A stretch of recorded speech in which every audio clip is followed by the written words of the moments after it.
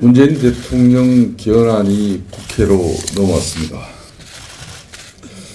대한민국 헌정사의 개헌의 주체인 국회가 개헌 논의를 하고 있는데 대통령이 개헌안을 발의해서 국회 개헌 논의를 사실상 무력화시킨 정권은 문재인 정권밖에 없을 겁니다. 과거 군사 독재 정권에서도 정권의 개헌안 발의는 있었지만은 국민의 대의 기관인 국회가 개헌 논의를 하고 있는데도 불구하고 대통령 개헌안을 발의한 것은 국민과 국회를 모독하는 그런 몰염치한 처사라고밖에 볼 수 없습니다. 그런 문재인 정권이 그럴 수밖에 없는 정치적 이 이유는 오로지 6.13 지방선거에서 대한민국 온 천지가 민주당 간판과 민주당 후보만이 당선되는 그런 선거를 기획하고 또 공작했기 때문에 대국민 이 개헌 정치소도 계속되고 있는 겁니다. 끊임없는 야당에 대한 탄압과 정치 공작은 계속되어지고 있습니다. 지난번 울산 김기현 시장 공천이 발표된 날 울산시를 압수수색한 울산 정치경찰의 모습을 보고 우리는 아연실색했습니다. 오늘 또다시 창원시장 후보를 공천 발표한 당일 우리 시장 후보를 경찰이 소환 조사한다고 합니다. 이것은 명백한 어떤 경우든 6.13 정치 공작 기획 수사입니다. 야당 탄압이 도를 넘어서 아예 자유한국당은 이번 6.13 선거 자체를 깊게 고민해야 될 그런 중차대한 시점에 우리는 처해 있습니다. 그런 문재인 정권이 한미 FTA 개정 협상 과정에서도 원화 가치 하락을 억제하기로 미국과 이면 합의했다는 그런 보도가 나오고 있습니다. 보도대로라면은 원화 가치는 높은 상태로 이렇게 유지하면서 대미 수출 경쟁력은 떨어뜨리는 그런 눈 가리고 아웅식의 협상을 했습니다. 미국의 백악관으로부터 한미 FTA 재협상의 결과가 보고돼서 전 세계가 다 아는 사실임에도 불구하고 문재인 정권은 이런 사실조차도 우리 국민들에게 한미 FTA 협상 이렇게 대국민 보고를 하면서도 이런 내용은 숨기고 보고를 하지 않습니다. 이런 것은 적당하게 이렇게 숨기고 가면은 국민은 모를 것이라는 발상 자체가 괘씸하기 짝이 없습니다. 국민을 바보로 알거나 이건 국민을 우롱하는 처사로밖에 이렇게 볼 수밖에 없습니다.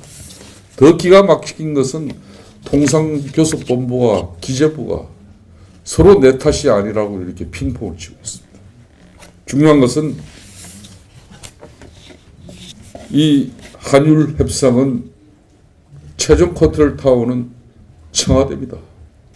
문재인 대통령이 오케이 사인을 내리지 않고서는 이런 협상을 마무리할 수가 없는 것입니다. 이렇게 국민을 기만하고 속이면서도 오로지 6.13 지방선거에서 문재인 정권 희하의 민주당 깃발만 휘날리게 하려는 이 문재인 정권의 악랄한 국정운영 방식이 저는 이제 우리 국민들이 용납되어져서는 저는 안 된다고 봅니다.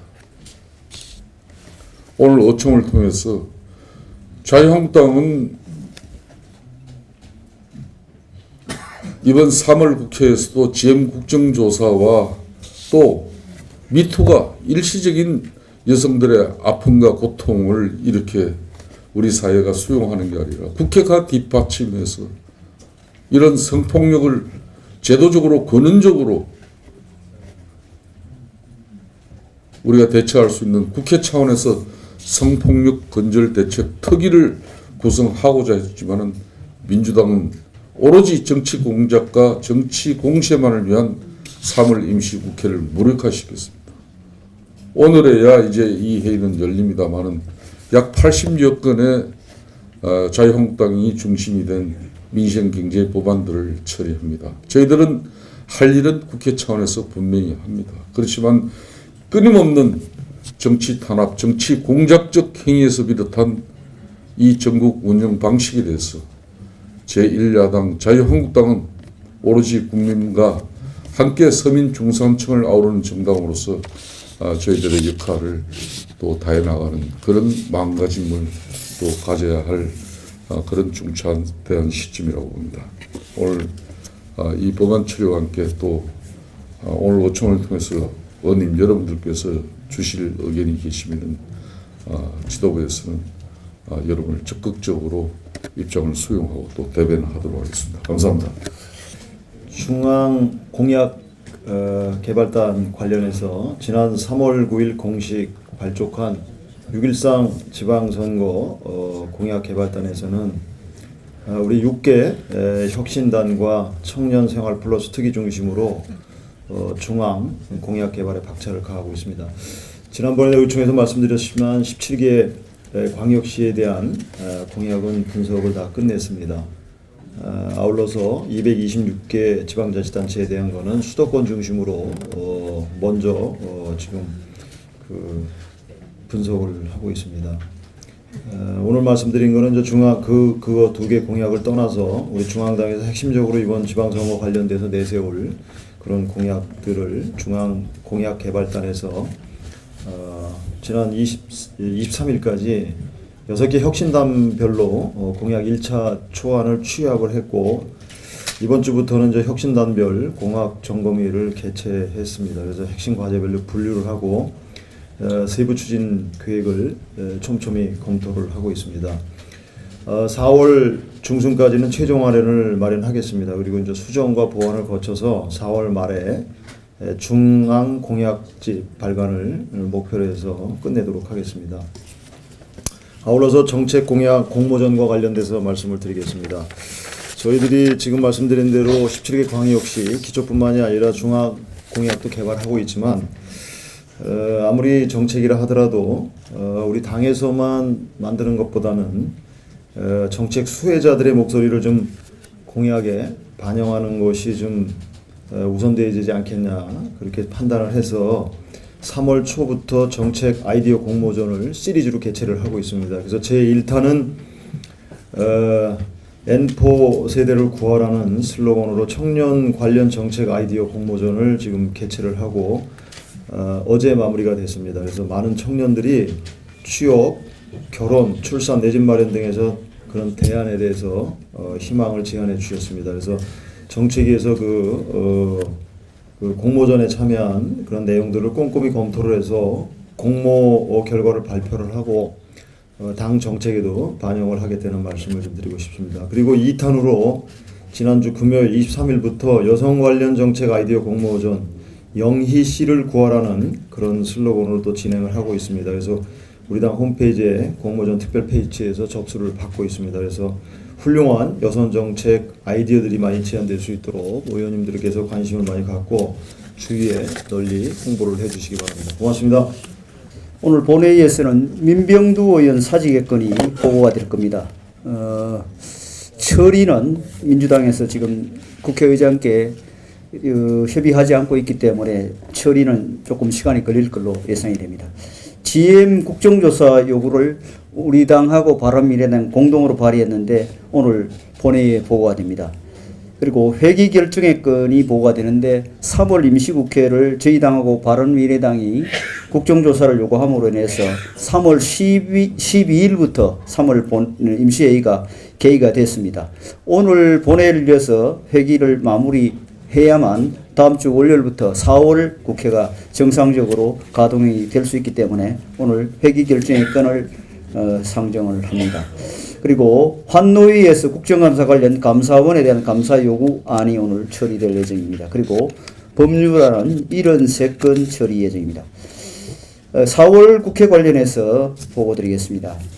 4월 임시국회 일정은 4월 2일부터 5월 1일까지 30일간입니다. 4월 9일 날은 14시에 국무총리가 국회에 출석해서 추경 관련 시정연설이 예정이 되어 있습니다. 추경은 4월 6일 날 제출할 예정으로 있습니다. 대정부 질문은 4월 10일부터 12일까지 3일간 정치, 통일, 외교, 안보 분야, 또 경제 분야, 교육, 사회, 문화 분야 이렇게 세 분야로 나눠서 질문하게 되어 있습니다.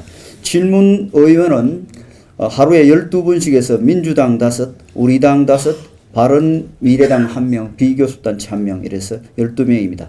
질문 시간은 지난번에 질문 시간이 10분으로 짧다고 의원님들 말씀이 있어서 우선 4월 임시국회 때는 13분으로 3분을 늘립니다. 그래서 3분을 늘려서 오후에 본회의 개의하던 것을 10시에 개의해서 대정부 질문이 한 5시에서 6시 사이에 종료될 예정입니다.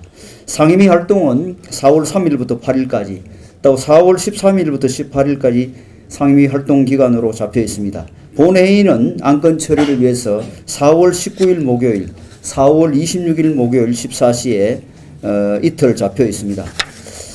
그리고 4월 국회에서 중점 처리 법안을 제가 각 상임위별로 우리 당 정책위 소속 수석들과 회의를 통해서 총 52건으로 정했습니다. 운영위가 13건, 법사위 3건, 정무위 3건, 기재위 3건, 가방위 1건, 교문위 6건, 외통위 1건, 행안위 2건, 산자중기위 1건, 복지위 8건, 환노위 7건, 국토위 1건, 외과위 3건입니다.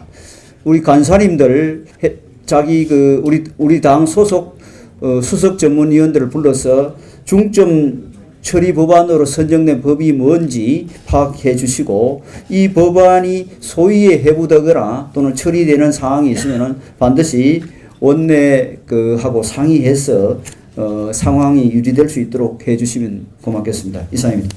조진래 전 경남도 정부부지사에 대해서 경남지방경찰청에서 채용비리 관련해서 소환조사한다는 발표가 있었습니다. 울산에 이어서 지금 경남지방경찰청도 정치 탄압, 야당 탄압이 극심한 것 같습니다. 지난번에 사천시장에 대해서 저희들이 입수한 자료가 있습니다. 경남지방경찰청에서 하고 있는 수사인데 사천시장이 작년 12월 26일 날 우리 당으로 무소속에서 우리 당으로 입당을 했습니다. 그러고 난 20일 지나서 1월 9일 날 시장 집무실에 대한 압수수색이 대대적으로 실시됐습니다. 뇌물수수 혐의라고 합니다. 그러고 나서 며칠 지나서 선거참모 사무실을 압수수색했고 또 같은 날 뇌물 언닉처라고 하는 친구 집에 대한 압수수색이 또 같이 실시가 됐습니다. 또 이어서 선거참모의 집에 대한 압수수색이 추가로 실시됐고 그 이후에는 지금 사천시청 각 4개과로부터 각종 자료 제출 요구, 공무원 출석 요구 이게 지금까지 이어지고 있다고 합니다.